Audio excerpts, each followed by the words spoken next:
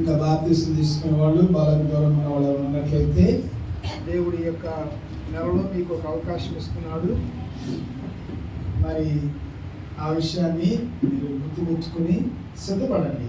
ఎందుకంటే ఏది ఎలా ఉంటుందో మనకు తెలియదు. సిద్ధపాటు కలిగి మన నుండి బాప్తీసం దానిలో ఏకమైనప్పుడు, విశ్వాసం ద్వారా బాప్తీసం ద్వారా ఏకమైనప్పుడు ప్రభుడు అక్కడెక్కడో ఎప్పుడు ఇచ్చినా మనము ఆయన అక్కడ లెక్కబడతాం. ఓకే, గలతీ పత్రిక 6వ అధ్యాయము 10 నుంచి కొన్ని వచనాల వరకు ఉన్నటువంటి వాక్యాన్ని మనం క్లుప్తంగా ధ్యానం చేసుకుందాం. పౌలు భక్తుడు ఇక్కడ గలతీ సంఘానికి రాస్తున్నాడు. ఈ సంఘాలను పౌలు తన మొదటి సువార్త ప్రయాణంలో ప్రారంభించిన తర్వాత సువార్త ప్రకటించి చెప్పాను కదా. పౌలు యొక్క పిలుపు అపోస్తలిక పిలుపు, పౌలు యొక్క పిలుపు మిషనరీ పిలుపు. అంటే ఒక చోట ఉండి సంఘాన్ని స్థాపించి ఆ సంఘాన్ని నడిపించే పిలుపును పౌలుకి దేవుడు ఇవ్వాల. మిషనరీ పిలుపు అంటే అర్థం ఏంటంటే ఒక చోట సంఘమును ప్రారంభించి మరొక స్థలానికి వెళ్ళి సంఘాన్ని ప్రారంభించి అక్కడ ఆత్మను రక్షించేటువంటి పిలుపుని దేవుడు ఇచ్చాడు. మరి మొదటి సువార్త ప్రాణంలో గలతీయ ప్రాంతానికి వెళ్ళి ఆ ప్రాంతాల్లో లుకోనియా, ఇస్త్రా, ఈకోనియా, పంపులియా, బెర్గమ అనేటువంటి అనేక ప్రాంతాలకు వెళ్ళి ప్రభు యొక్క వాక్య పరిచయం చేసి సువార్త ప్రకటించి ఆత్మను రక్షించి సంఘాన్ని కట్టాడు. ప్రియదేవులారా, మరి ఇప్పుడు చాలా కఠినం అనుకుంటున్నాం, అప్పుడు ఇంకెంత కఠినం మీరు ఆలోచించండి. అప్పుడు అవన్నీ కూడా దున్నబడని బీడు భూములు. ఇప్పుడు కనీసము యేసుక్రీస్తుని కూర్చున్న కొంతమంది చెవుల్లో పడుతుంది.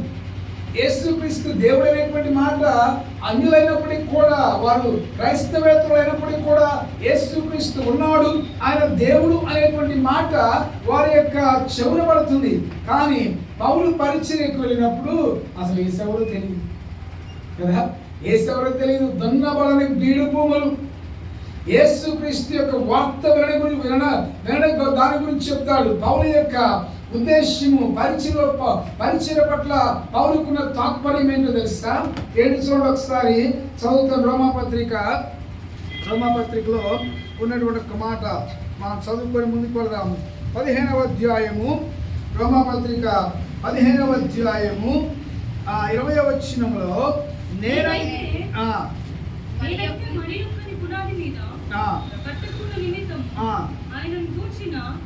సమాచారం ఎవరికి తెలియచేయబడలేదో వారు చూతురనియు వినిన వారు గ్రహింతురనియు రాయబడిన ప్రకారం క్రీస్తు నామం మెరుగని చోట్లను సువార్తను ప్రకటింపవలెనని మిక్కిలి ఆశ తెలవాడినై ఉండి అలాగున ప్రకటించు. చూడండి ఎంత చక్కటి ఆశ.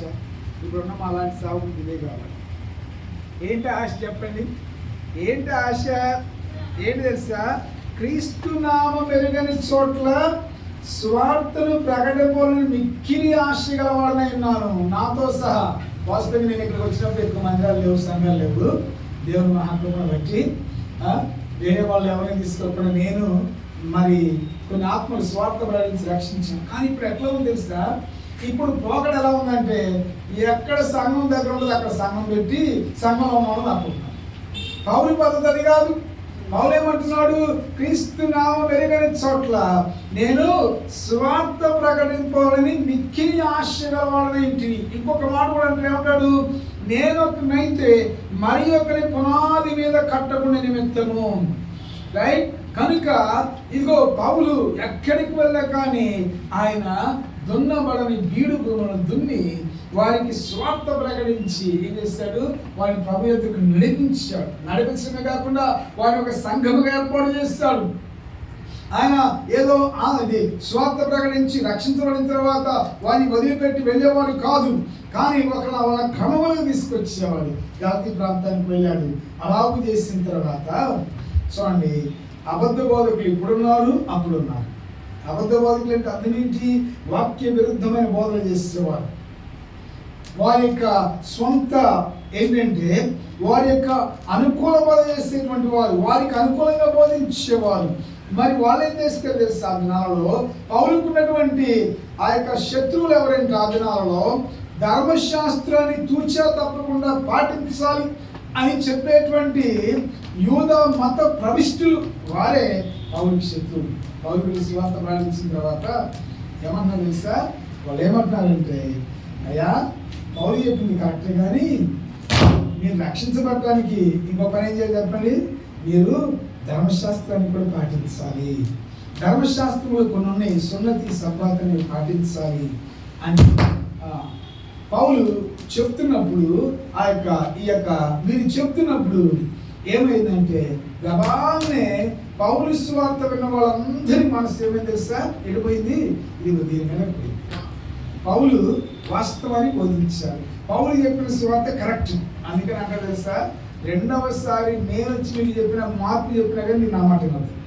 నేను మొట్టమొదటి వచ్చి ఏమైతే సువార్త ప్రకటించానో అదే సరైన సువార్త. నేనే కాదు, చివరికి పరలోకం నుంచి దేవదూతలు దిగి వచ్చి నేను దాక వేరే బోధ బోధించిన ఆ బోధ వినవుతాంట. కనుక అసలు బోధ ఏంటంటే అపోస్తుల బోధ. అపోస్తులు అంటే ఎవరు? 12 మంది శిష్యులు. ఆ తర్వాత పౌలు వచ్చాడు, పౌలుకి దేవుడు బయటపరుచుకున్నాడు. ఆ 12 మంది శిష్యులు నేరుగా యేసయ్య దగ్గర నుంచి వారి యొక్క స్వార్థను లేక వారి వాక్యాన్ని పొందుకొని దాన్ని ఎలాంటి కల్తీ చేయకుండా ఉన్నదన్నట్టుగా బోధించారు. ఇక ఎప్పుడైతే అపోస్తుల చేతి నుంచి బయటకు వెళ్ళిందో కల్తీ అయిపోయింది. రైట్? ఒరిజినల్గా ఉన్నప్పుడు బాగానే ఉంటుంది, తర్వాత నలుగురుగా పలసన అయిపోయింది. మరి ఇప్పుడు వాళ్ళకి ఈ మాటలు రాస్తూ ఇక్కడ వాస్తవంగా మనందరికీ ఆశీర్వాదానికి కారణమైనటువంటి విషయాలు కొన్ని చెప్తాడు. 4 పదాలు నేను త్వరగా చెప్తాను. ఒకటి ఏమని చెప్తున్నానంటే, ఏమన్నాడు చూడండి, సున్నతి పొందవాలని శరీర విషయమందు చక్కగా అగపడుకోరు వారు ఎవరు? వారు తాము క్రీస్తు యొక్క శిలువ విషయమై హింస పొందకుండా మాత్రమే సున్నతి పొందవాలని మిమ్మల్ని బలవంతం చేస్తున్నారు. ఎవరు చెప్పండి? ఇక్కడ గలతీ పట్టణంలో ఉన్న వాళ్ళు ఎవరు చెప్పండి? గలతీ ప్రాంతంలో ఉన్న ఎవరు చెప్పండి? అన్యులా యూదులా? వీరు అన్యులు. వీళ్ళకి సున్నతితో పనే లేదు. సున్నతి ఎవరికి? ఎవరు చెప్పండి? సున్నతి యూదులకి, అన్యులకు కాదు. సున్నతి అనేటువంటి ఆచారాన్ని దేవుడు పెట్టింది ఎవరికంటే యూదులకు పెట్టాడు. ఇప్పుడు ఏం చేస్తున్నారు తెలిసి వీళ్ళు వచ్చి మరి అన్యులకి రక్షణ, సున్నతేమో యూదులకి, అందులోమైన మనకి రక్షణ తెలుసా? యేసుక్రీస్తునందరి విశ్వాసం. మరి యేసయ్య వచ్చిన తర్వాత అన్యుడు కావచ్చు, యేసుడు కావచ్చు, అందరికీ రక్షణ విశ్వాసం ద్వారానే, కానీ ఇక సున్నతి ద్వారా లేదు. కానీ ఇప్పుడు అన్యులు విశ్వాసం ద్వారా యేసుక్రీస్తునందు విశ్వాసం ఉంచి వారు రక్షింపబడ్డారు. రక్షింపబడ్డ వారిని ఏం చేస్తున్నారు తెలుసా? ఈ యొక్క యూదులు అంటున్నారు, నీకు విశ్వాసం కావలేదు కానీ అలా సున్నతి పొందామంటున్నారు. పౌలు కావాలని చెప్తారు. అవసరం లేదు. యేసయ్య వచ్చిన తర్వాత నీవు యూదుడవు కావచ్చు, అన్యుడవు కావచ్చు, సున్నతితో పని లేదు. క్రీస్తునందు కొట్టివేయబడది. క్రీస్తునందు ధర్మశాస్త్రం సమాప్తి అయింది. క్రీస్తునందు ధర్మశాస్త్రం నెరవేర్చబడ్డది. మరలా వీళ్ళు ఏం చేస్తున్నారంటే, మరలా దాస్యం అనేటువంటి కాడి కిందకి సున్నతి లేకపోతే సబ్బాతు ధర్మశాస్త్రం అనేటువంటి కాడి కిందకి రక్షింపబడినటువంటి విశ్వాసాన్ని తీసుకెళ్ళడానికి ప్రయత్నం చేస్తుంటే పౌలు ఏమన్నాడు తెలుసా? అయ్యా మనకి సున్నతితో పని లేదు, మనకు కావాల్సింది ఎలా చెప్పండి? విశ్వాసం. విశ్వాసం అంటే అప్పుడైతే హృదయ సున్నతి. రైట్? సున్నతి అనేది ఆచారం ఏంటి తెలుసా? శరీర సంబంధమైన సున్నతి. అది కేవలం యూదులు అని అంటానికి గుర్తు. ఇప్పుడు మనకు అది అవసరం లేదు. యేసయ్య వచ్చాడు. యేసయ్య వచ్చిన తర్వాత ఏ వ్యక్తి కూడా యూదుడు కానివ్వండి, అన్యుడు కానివ్వండి, ఎవరికి సున్నతితో పని లేదు. కేవలం రక్షణకు అవసరమైంది తెలుసా? యేసుక్రీస్తునందరి విశ్వాసమే కదా. పౌలు ఏమంటాడు అపోస్తలుల కార్యక్రమంలో? ఆ జైలు అధికారి దగ్గరికి వచ్చినప్పుడు ఏమంటాడు తెలుసా? అయ్యలారా రక్షణ పొందుటకు నేనేమి చేయాలన్నప్పుడు పౌలు ఏమన్నాడు? సమర్పందనంట. చెప్పండి అన్నాడా? చూస్తారా? చదువుతారా ఒకసారి? అపోస్తలుల కార్యక్రమం 16వ అధ్యాయము చూడండి. 16వ అధ్యాయము. వీళ్ళెవరు? అన్యులు, యూదులు కాదు వీళ్ళు. వారిని వెలుపలకు తీసుకుని వచ్చి అయ్యలారా రక్షణ పొందుటకు నేనేం చేయవలెను? అయ్యలారా 20-30 వచ్చిన రక్షణ పొందుటకు నేనేమి చేయవలను అన్నప్పుడు ఏమన్నాడు? 31 వచ్చిందో, అందుకు పౌలు అయ్యలారా మీరు సున్నతి పొందండి అన్నాడా? ప్రభు యేసునందు విశ్వాసం. అప్పుడు అప్పుడు మీరును మీ వారును ఇది వాక్యానుసారం. పౌలుకి దేవుడు బయలుపరిచినటువంటి సువార్త ఇది. కానీ అందుకని ఇక్కడ ఏమన్నా తెలుసా, వారు శరీర విషయంలో చక్కగా అగపడబోరు. వారు ఏం చేస్తున్నారు తెలుసా, తాము క్రీస్తు యొక్క శిలువ విషయమై హింస పొందకుండా మాత్రమే సున్నతి పొందవాలని శిలువ గురించి చెప్తే విశ్వాసంలోకి మీకు శ్రమ వస్తాయి. ఆ శ్రమ నుంచి మిమ్మల్ని తప్పించడానికి ఆ శ్రమలు వాక్యానుసారమైన శ్రమలు. రైట్? యేసుని అంగీకరించిన వారికి శ్రమలు ఖచ్చితంగా వస్తాయి, నిశ్చయముగా వస్తాయి. వాటి నుంచి తప్పించడానికి ఉన్నారు. మీరు సున్నతి పొందమంటున్నాడు, అవసరం లేదు. ఇక్కడ పౌలు సున్నతి అనే దాని గురించి మాట్లాడుతున్నాడు. మనందరికీ సున్నతి పని లేదు. అది పాత నిబంధనలు దేవుని యొక్క బిడ్డలకు, వాళ్ళు దేవుని బిడ్డలు అంటానికి దేవుడు మోషే ద్వారా ఏర్పాటు చేసిన ఆచారం, మోషే ద్వారా ఏర్పాటు చేసిన సంస్కారము. మరి ధర్మశాస్త్రం గతించిపోయింది, మోషే గతించిపోయాడు. మరి యేసయ్య ధర్మశాస్త్రానికి బదులు కృప వచ్చింది, మోషేకి బదులు యేసయ్య వచ్చాడు. యేసయ్య వచ్చిన తర్వాత ఇక మనకు కావాల్సింది ఏం చెప్పండి? విశ్వాసం. అందుకని అంటాడు, అయ్యలారా యేసుక్రీస్తుని విశ్వాసం ఉంచుడి, అప్పుడు మీరును మీ ఇంటి వారును రక్షణ పొందుతారు కదా. కనుక ఒకటి సున్నతి గురించి పౌలు ఇక్కడ మాట్లాడుతున్నాడు. అది మనకు అవసరమా? అనవసరం. చెప్పండి, అవసరం లేదు. ఎవరైనా కావచ్చు, క్రీస్తు వచ్చిన తర్వాత అది మనకి అవసరం లేదు. కానీ తర్వాత ఏమన్నాడు ఇక్కడ చూడండి, క్రింద మనం గమనించినట్లయితే ఇంకా 14వ వచనంలో, అయితే మన ప్రభువైన యేసుక్రీస్తు శిలువ యందు తప్ప మరి దేని యందును అతిశయించుట నాకు దూరమౌనుగాక. ఇంకొక మాట మాట్లాడుతున్నాడు, సున్నతి గురించి మాట్లాడుతున్నాడు. తర్వాత దేని గురించి మాట్లాడాడు? శిలువ. హల్లెలూయా. ఇది మన జీవితాలకు విలువ తీసుకొచ్చింది. సున్నతి కాదు విలువ తీసుకొచ్చింది కదా. సున్నతి కాదు, శిలువ మనిషి జీవితానికి విలువ తీసుకొచ్చింది. యేసయ్య వచ్చాడు.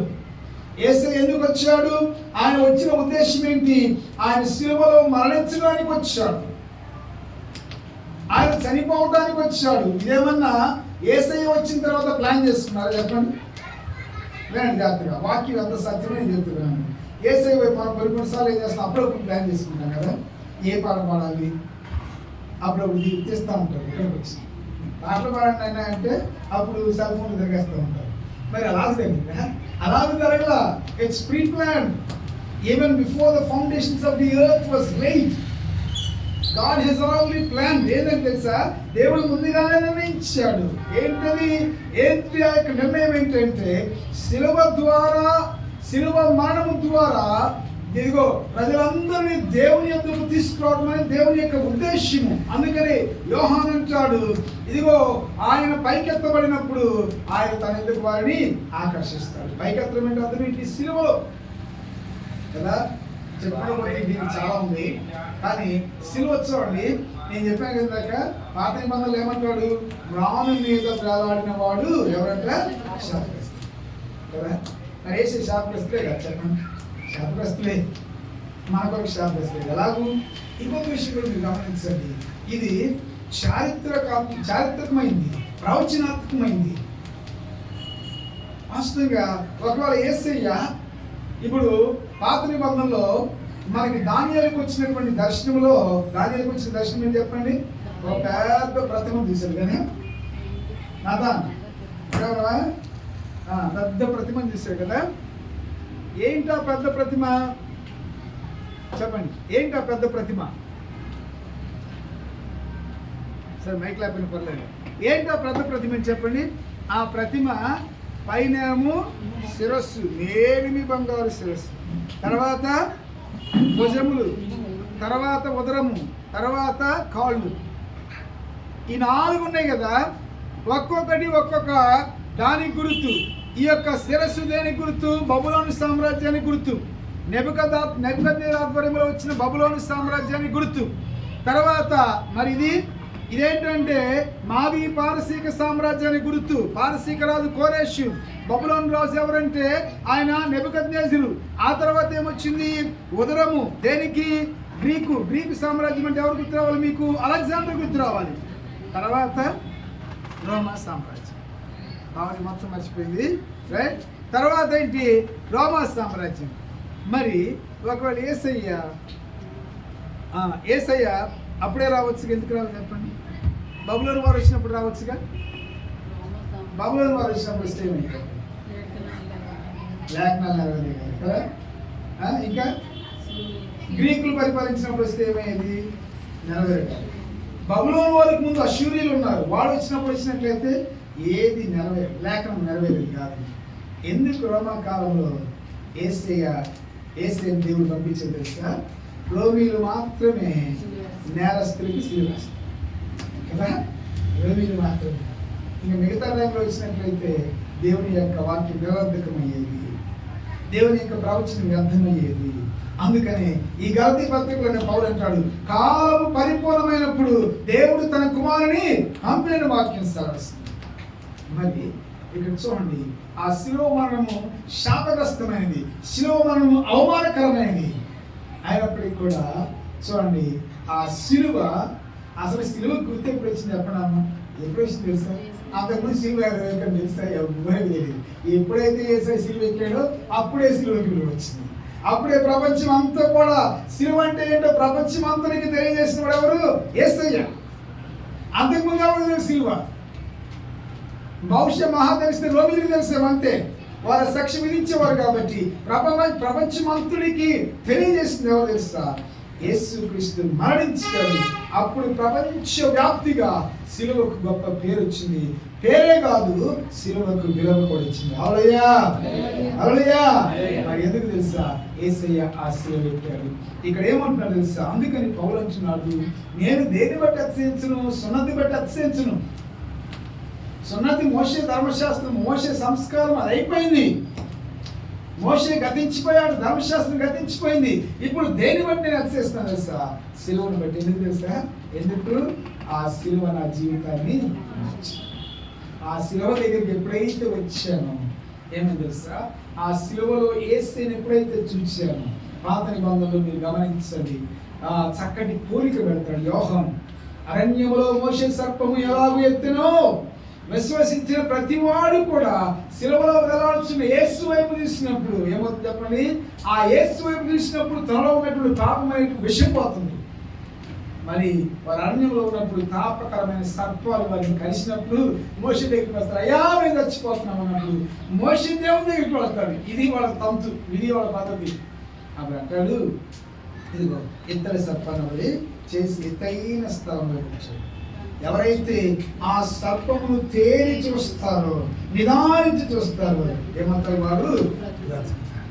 మరి ఆ పోలిక చక్కటి పోలిక. యోహాను యేసయ్య శిష్యులు యేసును ప్రేమించిన శిష్యుడు యోహాను చెప్తాడు, అరణ్యములో మోషే సర్పం ఎలాగూ ఎత్తెను. 3వ అధ్యాయము యోహాను సువార్త 3వ అధ్యాయము 14 చూడండి ఒకసారి. ఎన్నో వచ్చినము? 14. అరణ్యములో మోషే సర్పమును ఎలాగూ ఎత్తెను, అలాగే విశ్వసించు ప్రతివాడును ఆయన ద్వారా నిత్య జీవం పొందునట్లు. మరి ఇక్కడ దేని గురించి మాట్లాడుతున్నాడు? అక్కడ అరణ్యములో సర్పం గురించి మాట్లాడుతున్నాడు. ఇక్కడ ఎత్తబడ్డది ఎవరు? శిలువలో ఎత్తబడ్డటువంటి యేసయ్య గురించి మాట్లాడుతున్నాడు. ఆ యొక్క శిలువని గురించి నేను అతిశయిస్తాను అంటాడు. సున్నతి వల్ల నాకేమీ ఉపయోగం లేదు, నా జీవితానికి రక్షణ రాలేదు, నా జీవితంలో మార్పు రాలేదు. కానీ శిలువలో వేలాడుతున్నటువంటి యేసయ్య, నా కొరకు తన విలువైన రక్తాన్ని చిందించినటువంటి యేసయ్యని ఎప్పుడైతే చూశానో ఏమని తెలుసా? నా జీవితంలో మార్పు వచ్చింది.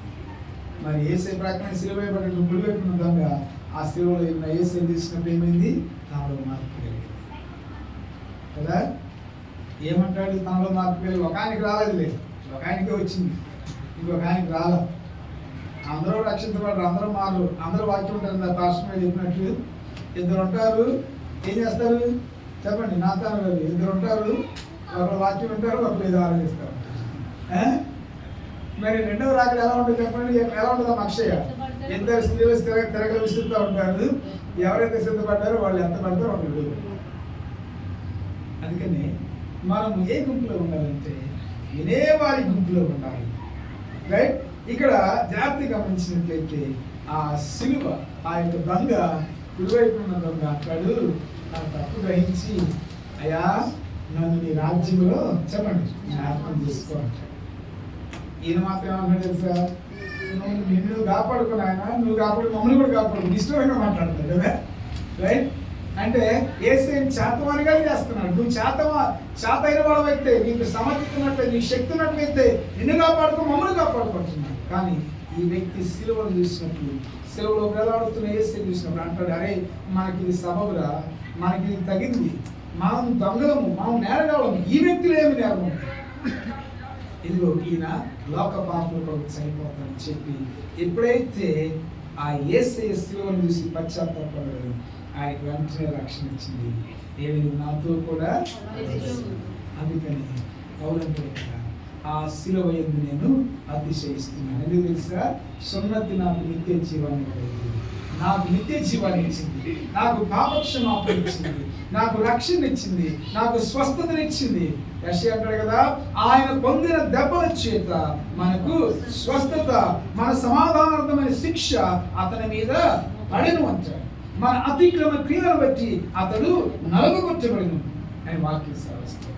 కనుక మనం దేని బట్టి అతిశయించాలి చెప్పండి, సిలువను బట్టి అతిశయించాలి, రైట్? సిలువ నల్ల వేసుకుంటాను బట్టి అతిశయించండి. సిలువ నల్ల వేసుకున్న వల్ల రక్షణ రాదు, రైట్? సిలువ వైపు చూసి వచ్చాను, సిలువలో వెళ్ళాల్సిన వేసి. రెండవది సిలువ. ఇక మూడవదిగా ఒక మాట అంటాడు, నూతన సృష్టి. 15వ వచనం అంటాడు, కొత్త సృష్టి పొందుటే గాని సున్నతి పొందుటే ఏమీ లేదు, పొందకపోవడం ఏమీ లేదు. మూడవదిగా చూడండి, చక్కటి క్రమం. ఒకటి సున్నతి పాత నిబంధనది, దానివల్ల రక్షణ లేదు. పాత నిబంధనలో ఉన్న వాళ్ళకి సున్నతి అనేది ఆచారం అవసరం, వాళ్ళకి అది నీతి, మనకు అవసరం లేదు. మనకే కాదు, యేసయ్య వచ్చిన తర్వాత వీళ్ళు కూడా అవసరం లేదు. మరి రెండవది సిలువ. సిలువ ఏం తీసుకొచ్చింది మనకి? రక్షణ తీసుకొచ్చింది. సిలువ ఏం తీసుకొచ్చింది మనకి? విలువను తీసుకొచ్చింది. మరి సిలువ, ఆ సిలువ గురించి అతిశయిస్తూ మరి ఎవరైతే సిలువ వైపు చూసి యేసుక్రీస్తునందు విశ్వాసం ఇస్తారో వారు ఏమంటారు చెప్పండి? వారేంటంట? నూతన సృష్టి. పౌలు మరి 2 కొరింథీ 5:17 అంటాడు, కాగా ఎవడైనను క్రీస్తునందునెడల వాడి నూతన సృష్టి, పాతవి గతించును, సమస్తము. మరి ఇప్పుడు మనం ఏం చెప్పండి? సిలువలో ఉన్న యేసుని చూసి ఆయన విశ్వాసించిన తర్వాత ఏంటి? వీఆర్ న్యూ క్రియేషన్ కదా. మనం ఏంటంటే నూతన సృష్టి, కొత్త వారిగా ఉండాలి. మనకు అన్ని కొత్తవి కావాలి, మనం మాత్రం కొత్తగా మారాలి. అది వచ్చింది కదా. మనకు కొత్త బట్టలు కావాలి, కొత్త సెల్ ఫోన్లు కావాలి, కొత్త ల్యాప్టాప్లు కావాలి,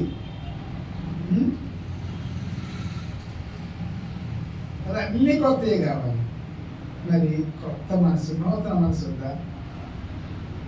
కొత్త మనసు అంటే నూతన సృష్టి, కొత్త మనసు అంటే యేసయ్యలాగా మారాలి. మన పాత వాటిని వదిలిపెట్టు. ఎఫెసీ పత్రికలో చెప్పిన 2 అంటాడు కదా, నవీ ప్రాచీన స్వభావము, నవీన స్వభావం. రక్షించబడిన తర్వాత కూడా చాలా మంది పాత సృష్టిగానే ఉంటారు కదా, బూతులు తిడతానే ఉంటారు, అబద్ధాలు ఆడుతూనే ఉంటారు. ఇవన్నీ మంచిది. నూతన సృష్టి అవన్నీ వదులుకోవాలి కదా. అప్పుడప్పుడు సుధీర్ కామెంట్ పెడతా ఉంటాడు, క్రైస్తవ జీవితం మనం తేలికనుకుంటాం కానీ చాలా కష్టం, చాలా కష్టం. ప్రభు కొరకు జీవించడం చాలా కష్టం.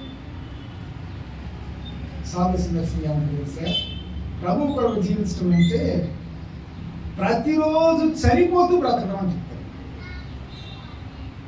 సాధు సందర్శనకు ఒకరోజు చచ్చిపోవడం, యేసయ్య కొరకు ఏమన్నా వచ్చి మనం చంపేస్తాం, అది చాలా తేలిక ఒకరోజు చంపేయడం.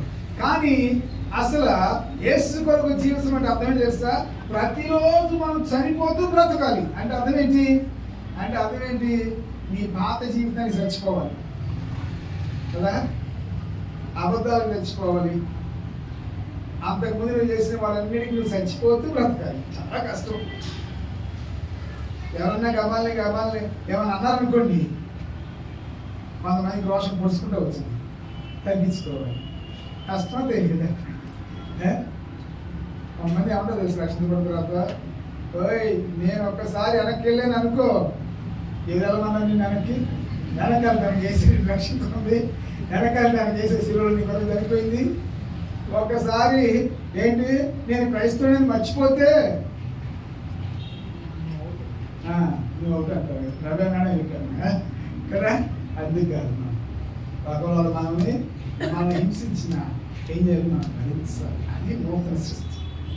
అదే అంటాడు, ఇదిగో ఎవరైనా క్రీస్తునందున వాడు నూతన సృష్టి, పాతవి గతించే నూతనంగా మారాలి. చూడండి ఎఫెసీ పత్రికలో పౌలు అనేటువంటి మాట ఒకసారి 4వ అధ్యాయం 34 వచ్చింది 22 కదండి. కావున మునుపటి ప్రవర్తన విషయంలోనైతే మోసకరమైన దురాశల వలన చెడిపోవు మీ ప్రాచీన స్వభావం వదులుకొని. చూడండి, కాబట్టి మునుపటి ప్రవర్తన విషయంలోనైతే మోసకరమైన దురాశలు చెడిపోవు చెడిపోయేదని మీ ప్రాచీన స్వభావం వదులుకొని మీ చిత్తవృత్తి నూతన పరచబడిన వారై. నూతన పరచబడి కొత్తగా మాట్లాడు. ఎంతమంది మాట్లాడుతున్నా కష్టమే. నేను రోజు అదే ప్రార్థన చేస్తాను, నేను నూతనంగా మాట్లాడుకోవడానికి. మీకు తప్పనే కదా, నేను ప్రార్థన చేస్తాను, నూతనంగా మాట్లాడడానికి ప్రయత్నం చేస్తాను. నీకు చెప్పి నేను కొత్తగా మారకపోతే ఉపయోగించి కదా. 3వది తెలుసా, వరుస సున్నతి మనకు అవసరం లేదు. శిలువ మనకు పాప క్షమాపణ విలువ తెచ్చింది, రైట్? ఏసై చేసింది. మరి కొత్త సృష్టిగా మనకు ఎవరి పని చెప్పండి? ఏసై మారుస్తాడా? ఏసై మాటకు లోబడితే మారుస్తాడు. అది నీ చేతిలో ఉంది, నువ్వు మారాలి. ఏసై ఏది వచ్చి ముందు పట్టుకుని చేయని చెప్పడం చేస్తాడా? అలాంటి వాడు కాదు. అలాంటి వాడైతే అవ్వ ఆ పండు పట్టుకుంటాడే, ఎందుకు పట్టుకుని నేను పట్టుకోతాను కదా, ఎందుకు వస్తున్నాను అనేవాడు. అలాంటి వాడు కాదు. మన ఏసైలో మన దేవులను గొప్పతానని తెలుసా, మనకి స్వేచ్ఛనిచ్చాడు. He gave you the freedom.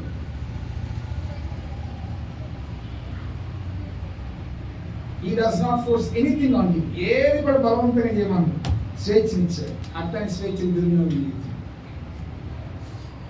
స్వేచ్ఛని నువ్వు దుర్వ్యాపారం చేయొద్దు. అందుకని ఇదే పౌలు ఒక మాట అంటారు చూడండి, వాళ్ళకి దేవుడు విశ్వాసం ద్వారా ఇచ్చినటువంటి స్వేచ్ఛను వారు దుర్వ్యాపారం చేస్తున్నప్పుడు ఏమంటాడు చూడండి. 5వ అధ్యాయం గలతీ పత్రిక 1వ వచనం, ఈ స్వాతంత్రం అనుగ్రహించి క్రీస్తు మనలను స్వతంత్రులుగా చేసి ఉన్నాడు. ఏ స్వాతంత్రము? రక్షణ స్వాతంత్రం ఇచ్చాడు. క్రీస్తు మనలను స్వతంత్రులుగా చేస్తాడు. కాబట్టి మీరు స్థిరముగా నిలిచి మరలా దాస్యమను కాడి కింద చిక్కుకోండి. దాస్యం అంటే ఇక్కడ ఏం తెలుసా? ధర్మశాస్త్రం అనే కాడి కింద కలవద్దు, సున్నత అనే కాడి కింద కలవద్దు, సబ్బాత్ అనే కాడి కింద కలవద్దు. విశ్వాసం ద్వారా మీకు దేవుడు స్వాతంత్రం ఇచ్చాడు. కానీ వెనకబోవద్దని చెప్తాను. ఒక మాట చెప్పాలంటే ఏంటి? మీరు వెనకబోవద్దు అని చెప్తున్నాడు. మనకు కూడా చెప్తున్నాడు. వాళ్ళు సున్నతి అనేది వాళ్ళ ఆచారం దానికి పోతున్నారు. మనం కూడా వెనకబోవద్దు. పోయిన వారం చెప్పాను కదా, ఎక్కడ ఆచారం మనకు గుర్తొస్తాయంటే పెళ్ళిళ్ళ దగ్గర, చావుల దగ్గర. నిన్న మర్చిపోయి మా చిన్నాన్న చనిపోయాడు. చనిపోతే ఆయన శనివారం చనిపోయాడు. నేను వెళ్ళలేకపోయాను. సరే, వాళ్ళు ఏం చెప్పారంటే శనివారము ఆదరణ కూడిక అని చెప్పారు. అంటే నేను అనుకున్నాను రేపు శనివారం అంటే. నిన్న నేను పరిగెత్తుకుంటూ వెళ్ళాను, నా డబ్బులు దానిగా నా ఇది ఏది టైం ఉందండి.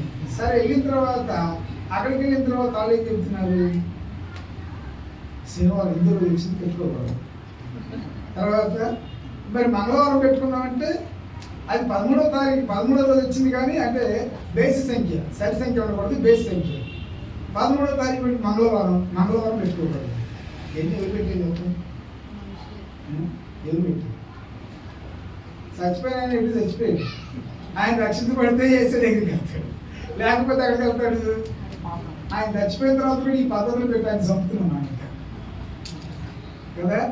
అవసరమే. ఇప్పుడు మనం ఇవన్నీ చేయవలసిన పని లేదు. ఎందుకు చేస్తున్నామంటే ఆదరణ కూడిక, జ్ఞాపకార్థ కూడిక పెట్టి అన్యులకు స్వార్థ వినిపించాలి. అది అసలు ఉద్దేశం.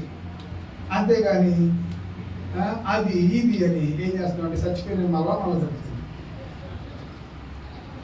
నేను చెప్పాను, నాకు ఖాళీ లేదుగా, మా తమ్ముడిని అనేక తప్పకుండా రావాలి, నాకు ఖాళీ లేదు అని నేను రాను. వాళ్ళకి ఇచ్చేది వచ్చి కదా. ఇలాంటి ఆచారాలు బట్టి ఏమవుతుంది సార్, కొంతమంది దేవుని ఎందుకు రావట్లేదు. వాళ్ళు ఎవరు? మా సొంత బాబాయే, రక్షించబడ్డ వాళ్ళే. పక్కన వాళ్ళు ఏంటంటే పెద్దలు ఏంటంటే అలా ఉండకూడదు, ఇలా ఉండకూడదు కదా. ఈ ఆచారం వల్ల మనం ఏం చేస్తున్నామంటే వెనక్కి వెళ్ళిపోతున్నాం. చివరిగా ఇంకొక మాట చాలా ఉంది కానీ సమయం లేదు చెప్పడానికి. కొత్త సృష్టి పొందుటే కానీ సున్నతి పొందేది ఏమీ లేదు, పొందకపోవటం ఏమీ లేదు. ఈ పద్ధతి చొప్పున నడుచుకున్న వారందరికీ, ఏ పద్ధతి? కొత్త సృష్టిగా నడుచుకున్న వారందరికీ ఇంకొక మాట చెప్తాడు పౌలు. ఏమంటే తెలుసా? దేవుని ఇశ్రాయేలునకు సమాధానమును. ఇక్కడ ఒక చక్కటి మాట పడతాడు. ఏం చేస్తారు? దేవుని ఇశ్రాయేలు. ఎవరెక్కడ ఇశ్రాయేల్ అంటాం కదా, మనకు ఎవరు ఇశ్రాయేల్ దేశం వాళ్ళు గుర్తొస్తాయి. ఇక్కడ దేవుని ఇశ్రాయేల్ అంటే పౌలు మాట్లాడేది ఎవరి గురించి అంటే వాళ్ళ గురించి కాదు, సున్నతిని అభ్యసించి ఆచరించి వాళ్ళ గురించి కాదు మాట్లాడేది పౌలు. దేవుని ఇశ్రాయేల్ అంటే విశ్వాసం ద్వారా రక్షించబడ్డ మనం. హల్లెలూయా, హల్లెలూయా. విశ్వాసం ద్వారా రక్షించబడ్డ మనము, సున్నతి ద్వారా రక్షించబడ్డ వారి గురించి మాట్లాడట్లా. మరి ఎవరికి సమాధానము, ఎవరికి కృప అంటున్నాడు? ఎవరైతే యేసుక్రీస్తునందు విశ్వాసం ఉంచి ఆయన దేవుడు, ఆయన రక్షకుడని వారి హృదయమందు విశ్వసించి నోటితో ఒప్పుకుంటారు, ఏం తెలుసా? వారికి ఏంటంటే వారు దేవుని యొక్క ఇశ్రాయేలుగా పిలువబడతారు. ఎంత చక్కటి. నేను ఇక్కడ వచ్చిన తర్వాత ఈరోజు బలగల ఏం చెప్పాలి ప్రభా అని ఆలోచిస్తున్నప్పుడు పొద్దున్నే కిరణ్ నాకు మెసేజ్ పెట్టాడు, సార్ అయ్యగారు ఈరోజు వాక్యం పెట్టండి అయ్యగారు అనగానే కూర్చొని రెడీ చేశాను. ఫస్ట్ సర్వీస్ చెప్తూ ఉంటున్నాను, టైం చాలా. మరి ఎంతో చక్కటి క్రమం చూడండి. ఒకటి సున్నతి అంటే మన పాత జీవితం, దాన్ని విడిచిపెట్టాలి, దాన్ని వదులుకోవాలి. మరి సిలువ మనకు రక్షణ ఇచ్చింది, మనకు విలువ ఇచ్చింది. అందుకని సిలువ యొద్దకు రావటం అంటే యేసయ్య పాదాల దగ్గరికి రావాలి. యేసయ్య పాదాల దగ్గరికి వచ్చినప్పుడు ఇప్పుడు సిలువ గురించి చాలా తక్కువ మంది చెప్తున్నారు కదా.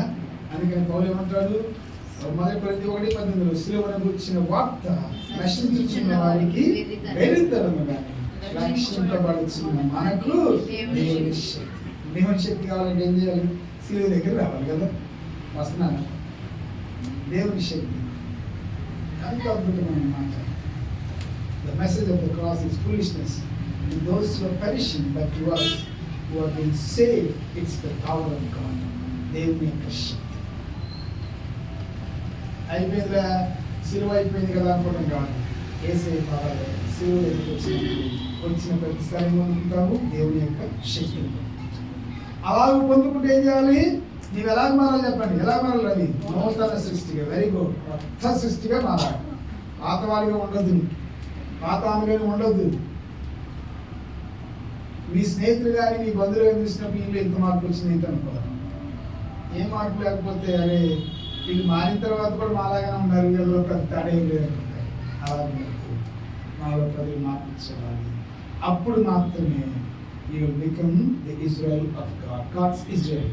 అప్పుడే నీవు దేవుని యొక్క ఇశ్రాయేలుగా, రైట్? అంటే దేవుని యొక్క బిడ్డగా. అసలు ఇశ్రాయేల్ అంటే అర్థం ఏంటి చెప్పండి? ఎప్పుడు పెడతారు ఇశ్రాయేల్ని? అదే ఎప్పుడు ఆది కాండం చెప్పండి. వాక్యం ముగిస్తున్నాను, మీరేం మళ్ళీ అయ్యగారు ఈ మాట. ఆది కాండంలో 32వ అధ్యాయం ఏమని తెలుసా? ఇక మీదట నీ పేరు యాకోబు అని ఇక్కడ కనబడదు కానీ ఇశ్రాయేలే. ఎందుకు చెప్పండి? ఈయన దేవునితో పోరాడాడు, మనుషులతో పోరాడాడు కదా. దేవునితో మనుషులతో పోరాడు. ఇశ్రాయేల్ అంటే దేవునితో పోరాడేవాడు. ఇశ్రాయేల్ అంటే దేవుని బంటు. ఇశ్రాయేల్ అంటే దేవుని యొక్క సేవకుడు. నీవు దేవుని యొక్క బంటుగా, దేవునితో పోరాడేవాడిగా, దేవుని యొక్క సేవకుడిగా, దేవుని చేతిలో మలచబడినటువంటి ఆత్మ సంబంధమైన వాడిగానే ఉండాలి. యాకోబుకి యాకోబు మోసగాడే. మీరు ఇశ్రాయేల్ దేశానికి ఏమంటారు తెలుసాడు? మనం ఏమంటాం? బాలగంగాధర తిలక్ ఒక మాట అన్నాడు కదా, ఇది స్వాతంత్రం నా జన్మ హక్కు అందానేనా కదా. వాళ్ళు అక్కడికి వెళ్తే ఇశ్రాయేల్ ఏమంటారు తెలుసా? Bishops is our birth right, అంటే మోసపుత్రం మా జన్మ హక్కు. ఎక్కడ నుంచి వచ్చింది? యాకోబు గారి దగ్గర నుంచి వచ్చింది. వాళ్ళు ఎట్లానే ఉన్నారు, మార్చబడాలి. ఇక మేము ఇస్రాయల్ వెళ్ళినప్పుడు మరి వాళ్ళు ఎవరో తెలియదు కానీ నాకు మాతో ఒక పెద్ద పాస్టర్ గారు వచ్చారు. అక్కడ మేము అందరం వెళ్తుంటే ఆ పాస్టర్ గారు పరిగెత్తుకుంటూ వచ్చి ఆ పాస్టర్ గారు జేబులో $20 లాక్కెళ్ళిపోయాడు. మోసం. ఒకసారి నేనేదో పెద్ద ఘనకార్యం చేసినట్టు ఒక షోల్డర్ బ్యాగ్ ఒకటి రెండు కొన్నా. ఒకటో రెండో కొంటే అది ఎంత అంటే అప్పుడు $11 కొని నేను మామూలు ఎక్కి నేను కొన్నాను.